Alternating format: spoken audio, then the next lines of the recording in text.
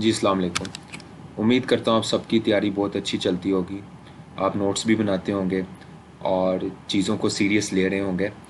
तो अगर आप सही में वन पेपर पास करना चाहते हैं तो you are at right place. तो स्टार्ट करते हैं जहाँ लास्ट टाइम मैंने छोड़ा था। द स्मॉलेस्ट पॉपुलेशन कंट्री, दुनिया में सबसे कम आबादी वाला जो मुल्क है वो है वेटिकन सिटी। वेटिकन सिटी रोम में वाक़या है और ये इसकी आबादी आलमोस्ट 500 से 515 लोगों के दरमियान है और इससे अंदाज़ा होता है कि इसकी आबादी सबसे कम है। इसके अलावा पीपीएससी और एफपीएससी में सवाल पूछा जाता है कि मोस्ट पॉपुलेशन कंट्री कौन सी है, तो वो आपके पास है चाइना। और अगर मुस्लिम कंट्री मोस्ट पॉपुलेशन में पूछी जाती है तो आपके पास है इंडोनेशिया। इसी तरह नेक्स्ट क्वेश्चन है 2017 में how many countries were recognized as nuclear states, कितनी कंट्रीज़ को रिकॉग्नाइज किया गया था न्यूक्लियर स्टेट्स के तौर पे। तो 8 कंट्रीज़ जो हैं उन्हें न्यूक्लियर स्टेट्स के तौर पे माना गया था और अभी भी 8 स्टेट्स को ही माना गया है। Next, which heating element is most effective, कौन सा मेटल जो है वो हीटिंग में सबसे अच्छी है और उसे हम बल्ब वगैरह में मतलब अच्छी तरह से इस्तेमाल करते हैं। तो वो आपके पास नाइक्रोम। नाइक्रोम जो है मोस्ट इफेक्टिव मेटल है। एक तो इसका मेल्टिंग पॉइंट ज़्यादा है, दूसरा इसकी रेजिस्टेंस बहुत ज़्यादा होती है जिसकी वजह से इसे रॉकेट इंजन में इस्तेमाल किया जाता है, फ्यूज़ में इस्तेमाल किया जाता है। जबकि ये टंगस्टन जो है, tungsten is also a metal with high melting point but it is used at low purposes, जैसे कि लैंप वगैरह बल्ब वगैरह में इस्तेमाल किया जाता है। तो आपका आंसर है nichrome. Nichrome is an alloy. It is made of two metals, nickel and chromium. Next, select a pair which has the same relationship, जिनका relationship same है। जैसे पापा का ऑरेंज के साथ है, पापा और ऑरेंज एक ही तरह की है पौधे। इसी तरह ओनियन जो है, ना वो मैंगो है ना ओनियन फ्रूट है, वेजिटेबल तो है लेकिन उसने साथ अगर वेजिटेबल का नाम लिखा होता तो फिर था।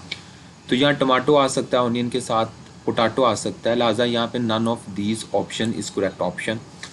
Next, give cold shoulder. Give cold shoulder का मतलब होता है किसी को बेरुखी से मिलना, बेरुखी से जवाब देना, मतलब किसी को आप इग्नोर करना चाह रहे हैं तो इसे आप कह सकते हैं कि इस ईडियम का बेस्ट मीनिंग है to ignore. Next, choose the correct sentence. The house catch a fire. सबसे पहले देख लें, फायर जो है फायर के साथ एडवर्ब यूज़ नहीं होता। तीन तरह के आर्टिकल यूज़ नहीं होता। तीन तरह के आर्टिकल होते हैं आपके पास, इसमें ए है, एन है और दा है। तो लिहाजा यहाँ पे आपके पास जहाँ पे आपके पास आर्टिकल नहीं है वो वाली ऑप्शन ठीक होगी।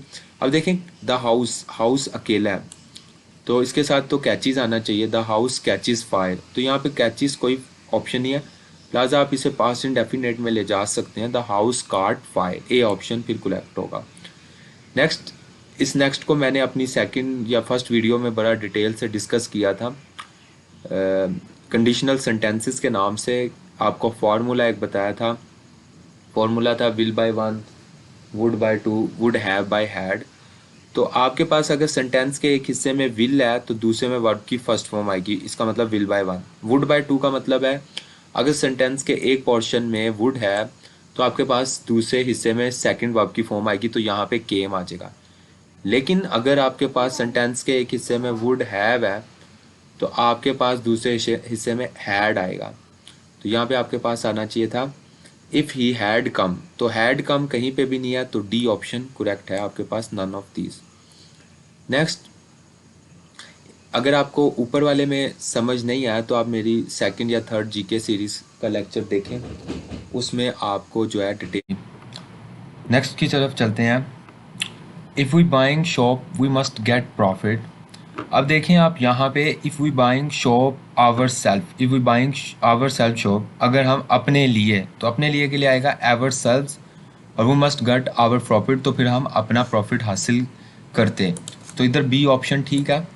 इसके अलावा मैं आपको वाइट बोर्ड पे जो है मज़ीद इंग्लिश की जो डिटेल जो है लेक्चर, इसमें एक्टिव पैसिव डायरेक्ट इंडायरेक्ट सब मैं आपको डिटेल में कराऊंगा, क्योंकि उसके लिए एक मुकम्मल जो है लेक्चर चाहिए, चीज़ें फ़ौरन समझ नहीं आएंगी। तो नेक्स्ट एमसीक्यूज़ इसलिए मैं जो है स्किप करूँगा और इसको अपनी इंग्लिश जीके सीरीज़ में जो है ना इसको हम देखेंगे। नेक्स्ट देखें, चूज़ द सिनोनिम ऑफ विट्यूपिरेट। विट्यूपिरेट का मतलब होता है किसी से बात करना तो बदतमीज़ी से करना। तो सिनोनियम इसका आपको नज़र आ रहा है साफ, अब्यूज़। अब्यूज़ का मतलब होता है किसी से बदतमीज़ी से बात करना, किसी को गालम गलौच करना। इसमें आप और जो अल्फाज आपसे पूछे जाते हैं इसमें पीपीएससी और एफपीएससी में, उसमें आपके पास एक लफ्ज़ बड़ा मशहूर आता है, वो आता है आपके पास अब्यूज़ के अलावा जो है वो पूछ लेते हैं आपसे कि